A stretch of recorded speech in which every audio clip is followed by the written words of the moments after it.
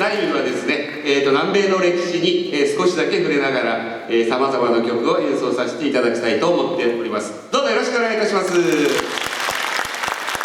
1曲目に演奏させていただきましたのは「ムナスカチャイ」という曲、日本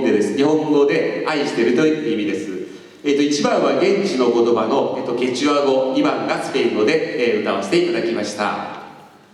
い、ケチュア語というのはですね、インカ帝国で使われた言葉で、今でもペルーやボリビアの公用語となっており、約1300万の人々が話していると言われております。私たちが知っている言葉の中にも、もともとケチュア語が語源の単語もいくつかあります。例えばコンドル、アルパカ、そして干し肉という意味のジャーキー、ビーフジャーキーのジャーキーですね。これも干し肉という意味のケチュア語チャルケがスペイン語となってジャーキーに変わり、我々も使うようになりました。最近歌手のナムト・インティライミさんという方いらっしゃいますが、このインティライミというのも太陽の祭りという意味のケチュア語です。インティライミはペルーのお祭りで南米三大祭りとして有名の一つとして有名です。さて、このインカ帝国ですが、ケチュア語族を中心にたくさんの人々が暮らしていたのですが、天然痘の蔓延や領土拡大との戦い、あるいは内戦による疲弊、諸説ありますが、最後は16世紀初頭から始まったスペイン人の南米大陸侵略により1533年に滅亡してしまいました。日本でいうと種子島に鉄砲が伝来した頃となります。第一部で演奏したコンドラとンディクは、インカ帝国最後の皇帝アタウアルパが処刑された後、コンドルに姿を変えて民衆を見守ったという伝説をもとに作られた曲です。スペインに征服されたインカの民は全てを奪われ支配されるようになります。それまで使っていたケチュア語などの言葉を使うことも一切禁じられる。わ、や、やい、ハミングのようなものでしょうか、この3つの音しか使うことを許されなくなったと伝えられております。次の曲はこの話をモチーフにして作られた曲「わややい」です。お聴きください。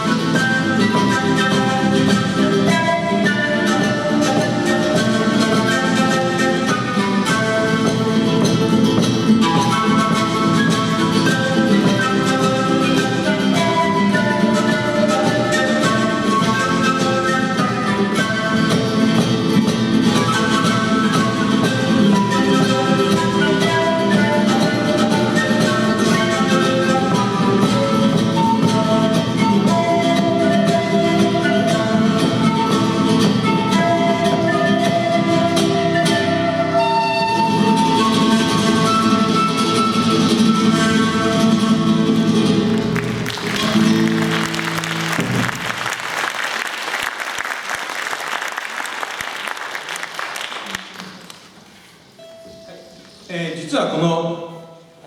ワイヤーしか使ってはいけないという伝説は、事実ではなかったようですが、いずれにしろ奴隷のような扱いをされた人々の心は悲しみに沈みました。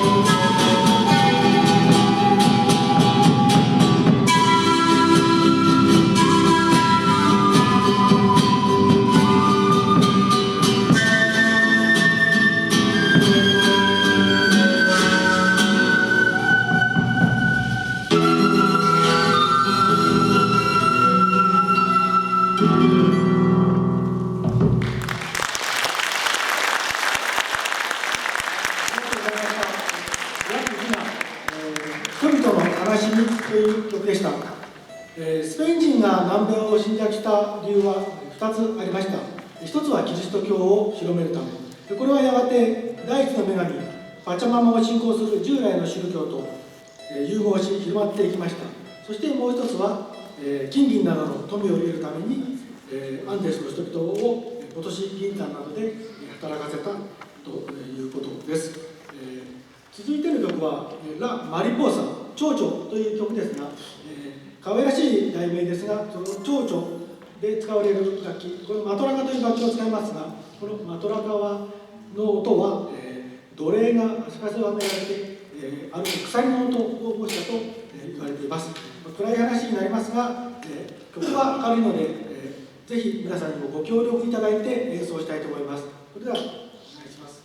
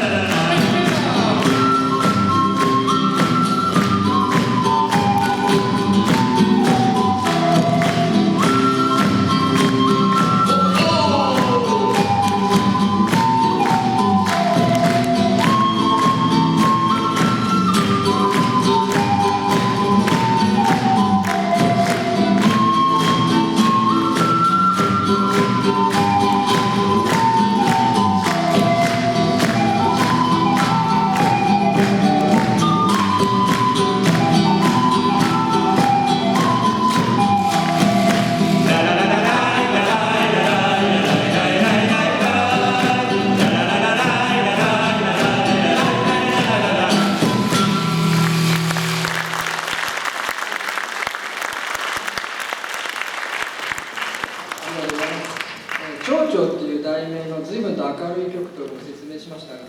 最近の研究ではマリポーサというのは蝶々ではなく、実は蝶つがいを意味しており、奴隷となった人々を閉じ込めていた牢屋につけられた蝶つがいを表しているという説が有力なんです。牢屋の中で人々は手や足で壁を叩き、床を踏みしめている。そう考えるとこの時代はやはり大変暗い時代であったことが想像できます。しかし19世紀初頭に入り、南米諸国が続々と独立を果たすと、アンデスの人々にもようやく笑顔が戻ったのだと思います。次の曲は、1825年に独立を宣言したボリビア、ちょうど日本でいうとペリー来航の30年ほど前になりますが、独立したボリビアの第二の国家、国の歌ですね。正式な国家ではないんですけども、民主の多くが自分たちの国家として国を誇りを持って歌われ続けている曲、ビバミ・パトリア・ボリビアです。お聴きください。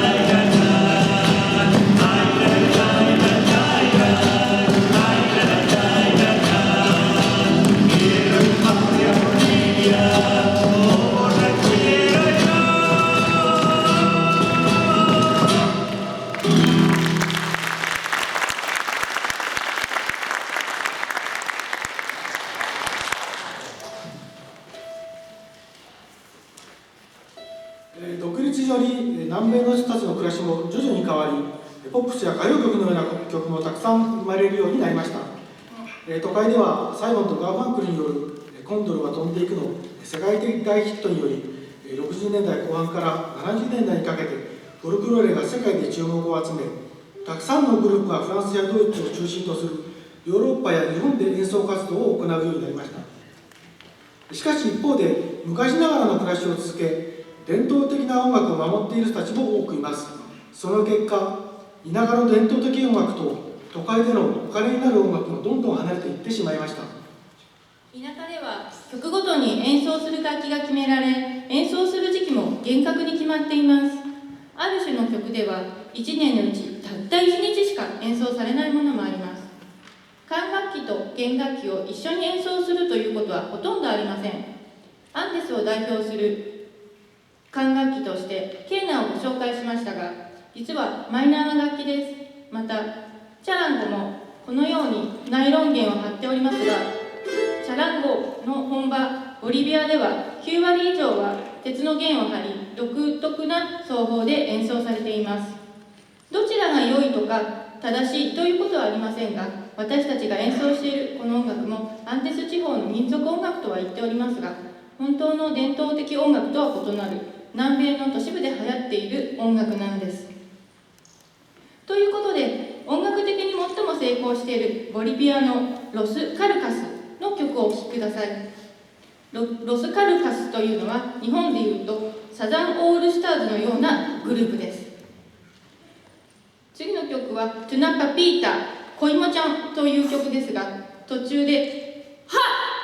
っという掛け声がありますので、皆さんもご一緒にお願いします。ちょっと練習してみます。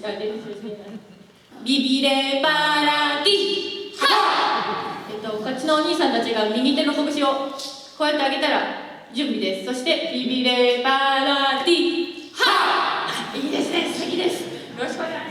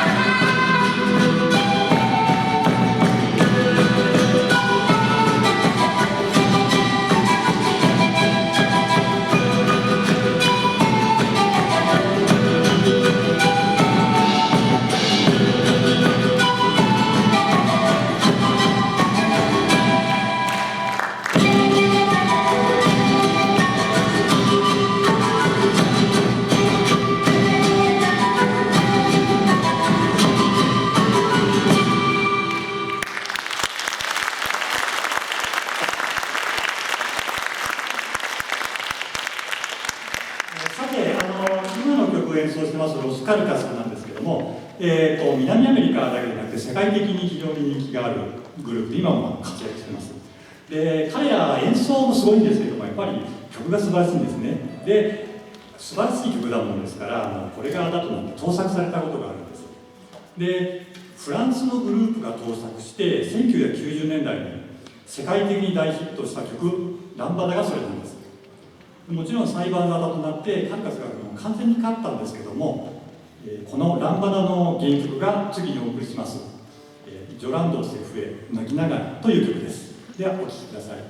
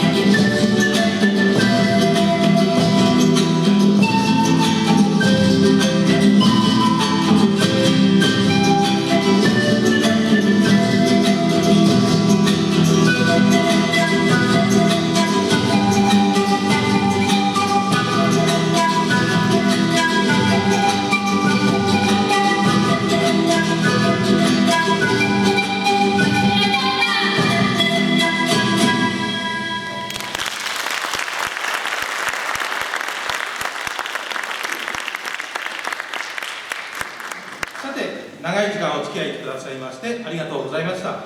本当に簡単ではありましたが、アンデスの音楽と歴史を紹介させていただきました。アンデスの人たちは今でこそスペイン人や奴隷として連れてこられたアフリカ系の人たちとの混血が進み、いろんな方がいるわけでありますが、元を正せば我々日本人と同じモンゴロイドであります。はるか昔、想像もつかない苦労の末、現在のベーリング海峡を渡り、北米を通り南米に安住の地を求めた、そんなアンデスの人たちに敬意を表し、最後の曲はアンデスの伝統的なメロディーでお別れしたいと思います。カチャルパリ別れです。お聴きください。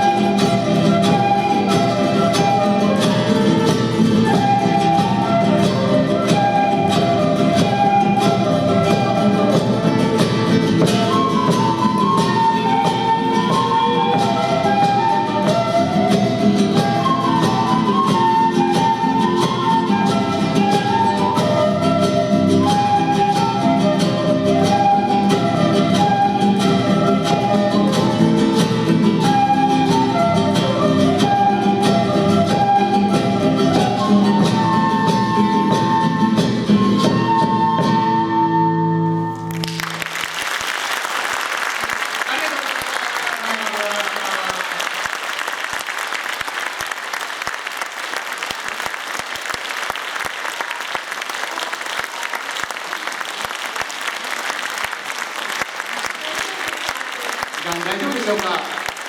ンコールコールがしていますので。そうですね。それではですね、第1部のですね、一番最初に演奏させていただきました、コンドルは飛んでいくをもう一度最後にですね、演奏させていただきたいと思います。2時間ちょっとのですね、時間のの中でいろんな説明を聞いて、またこの最後に聞くコンドルもまた違った味に聞こえるんではないでしょうか。